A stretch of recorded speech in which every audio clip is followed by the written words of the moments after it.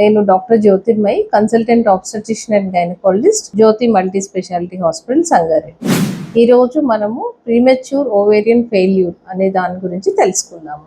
Premature ovarian failure or premature ovarian insufficiency అంటే ఏంటంటే age అనేది 40 years లోపలే నంబర్ ఆఫ్ ఎగ్స్ అనేవి తగ్గిపోతుంటాయి. అంటే ఓవరీస్ అనేవి, అంటే అండాశయాలు, ఓవరీస్ అనేవి 2 అండాశయాలు, ఇక్కడ రైట్ ఒకటి లెఫ్ట్ ఒకటి ఉంటాయి. సో ఈ ఓవరీస్ లో ఫాలికిల్స్ ఉంటాయి అన్నమాట. అంటే ఇవి ఈ ఓవరీని ఫంక్షన్ చేయడానికి ఈ లోపల నంబర్ ఆఫ్ ఎగ్స్ అంటారు.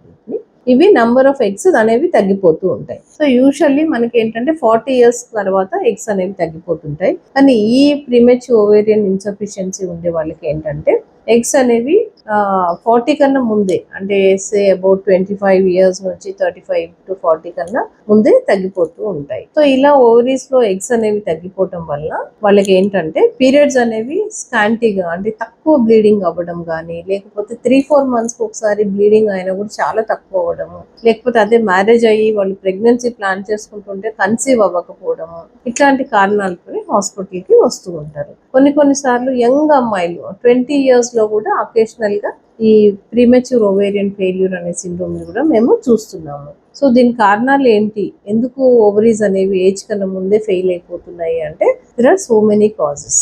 ఒకటి జెనెటిక్ ప్రాబ్లమ్స్ వల్ల కూడా ఇలాంటివి ప్రీమెచ్యూర్ ఓవేరియన్ ఫెయిల్యూర్ అనేది జరుగుతూ ఉంటుంది. జెనెటిక్ కారణాలు వచ్చేసి ఫ్రెజైల్ ఎక్స్ సిండ్రోమ్ కానీ, టర్నర్ సిండ్రోమ్ కానీ, ఇలాంటి కొన్ని కారణాల వల్ల POI వస్తుంటుంది. తర్వాత కొన్ని మ్యూటేషన్స్ వల్ల కూడా ఇలాంటివి జరుగుతూ ఉంటాయి. తర్వాత ఎండోమెట్రియోసిస్ కూడా damage to the ovaries cause చేయటం వల్ల నంబర్ ఆఫ్ ఎగ్స్ అనేవి తగ్గిపోయి వాళ్ళకి లో AMH వాళ్ళు ప్రెజెంట్ చేస్తూ ఉంటారు. కొన్ని సార్లు ఏంటంటే వాళ్ళకి క్యాన్సర్ పేషెంట్స్ కీమోథెరపీ ఇచ్చినప్పుడు ఓవరీస్ అనేవి డ్యామేజ్ అయిపోయి ఇలా number of functioning ovaries eggs అనేవి తగ్గిపోతూ ఉంటాయి అన్నమాట.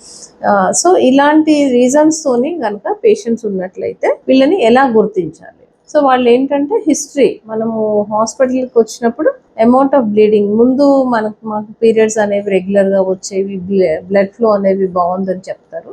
కానీ over a period of time తర్వాత స్లోగా వాళ్ళకి అమౌంట్ ఆఫ్ బ్లీడింగ్ అనేది తగ్గిపోతుంది. సో తక్కువ బ్లీడింగ్ అవ్వడము, తర్వాత 3-4 months ఒకసారి పీరియడ్స్ అవ్వడము, ఆ అయిన పీరియడ్స్ కూడా చాలా తక్కువ అవ్వడము, అలా ఉన్నప్పుడు వాళ్ళకి మనం ఒక అల్ట్రాసౌండ్ స్కాన్ చేస్తాం. స్కానింగ్ లో ఏంటంటే చాలా క్లియర్ గా కనిపిస్తాయి ఓవరీస్. ఇందులో నంబర్ ఆఫ్ ఎగ్స్ అనేవి చాలా తక్కువగా అనిపించినప్పుడు సో వీళ్ళకి ఓవేరియన్ ఇన్సఫిషియన్సీ ఉంది అనేది మనం సస్పెక్ట్ చేసి ఒక బ్లడ్ టెస్ట్ రాస్తాం. ఒకటి FSH టెస్ట్ రాస్తాము, తర్వాత AMH అనే టెస్ట్ కూడా రాస్తాం. సో వీళ్ళల్లో ఏంటంటే FSH అంటే ఫాలిక్యులర్ స్టిమ్యులేటింగ్ హార్మోన్ అనే టెస్ట్ చేసినప్పుడు more than 25 ఉండడము, అంటే 2 months అపార్ట్, 2 months తర్వాత కూడా మళ్ళీ టెస్ట్ చేసినప్పుడు అలాగే హై లెవెల్స్ ఆఫ్ FSH ఉంటాయి.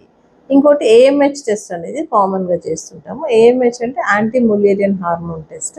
AMH టెస్ట్ కూడా <1.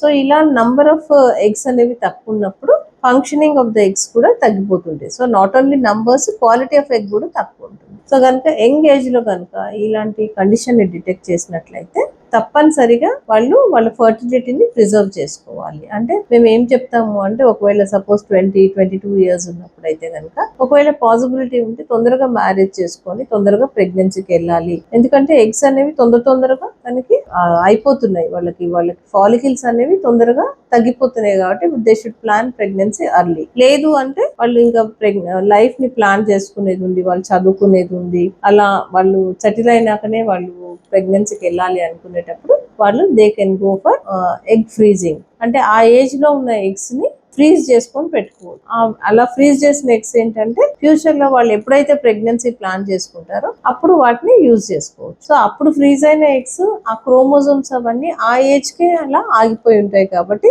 వాళ్ళు సపోజ్ 23-25 years కి ఎగ్స్ ఫ్రీజ్ చేసుకుంటే ఒకవేళ వాళ్ళు 30-35 years లో వాటిని యూజ్ చేసుకోవాలనుకున్నప్పుడు ఆ ఎగ్స్ యొక్క ఏజ్ 25 to 23 ఎప్పుడైతే ఫ్రీజ్ చేసుకున్నా అదే ఏజ్ లో ఉంటాయి అన్నమాట. సో వాళ్ళు లేట్ గా వాటిని యూటిలైజ్ చేసుకున్నప్పుడు ఆ వచ్చే క్రోమోజోమల్ ప్రాబ్లమ్స్ లేట్ ఏజ్ లో వచ్చే ప్రాబ్లమ్స్ ఈ ఎగ్ లో ఉండవు కాబట్టి వీళ్ళకి హెల్దీ ప్రెగ్నెన్సీస్ వచ్చే ఛాన్సెస్ ఎక్కువగా ఉంటాయి అన్నమాట. సో సపోజ్ ఒక 35 ఇయర్స్ లో కనుక మేము ఈ ప్రీమేచ్యూర్ ఓవేరియన్ ఫెయిల్యూర్ అనే ప్రాబ్లమ్ ని గుర్తించినట్లయితే వీళ్ళని తొందర పెట్టవలసి వస్తుంది. ఎందుకంటే వీళ్ళకి ఆటోమేటిక్ గా ఏజ్ తో వచ్చే ప్రాబ్లమ్స్ తోనే కాకుండా పిఓఎఫ్ తో వచ్చే ప్రాబ్లమ్స్ కూడా ఎక్కువ ఉంటాయి కాబట్టి వాళ్ళు ఒక 2-3 సైకిల్స్ ఆఫ్ న్యాచురల్ గానీ ఐఓఐ సైకిల్స్ గానీ వాళ్ళు చేసుకుని ఒకవేళ కాలేదు ప్రెగ్నెన్సీ అనుకున్నప్పుడు వాళ్ళు ఐవీఎఫ్ అంటే టెస్ట్ ట్యూబ్ బేబీ ద్వారా ప్రెగ్నెన్సీకి వెళ్ళడం అనేది మంచిది. కొంతమందిలో ఏంటంటే అసలు కంప్లీట్ గా నో ఎగ్స్ తో కూడా ఉంటారు అంట, అసలు ఎగ్సే లేకుండా మొత్తం కంప్లీట్ గా నాన్ ఫంక్షనల్ ఓవరీస్ ఉన్నప్పుడు అయితే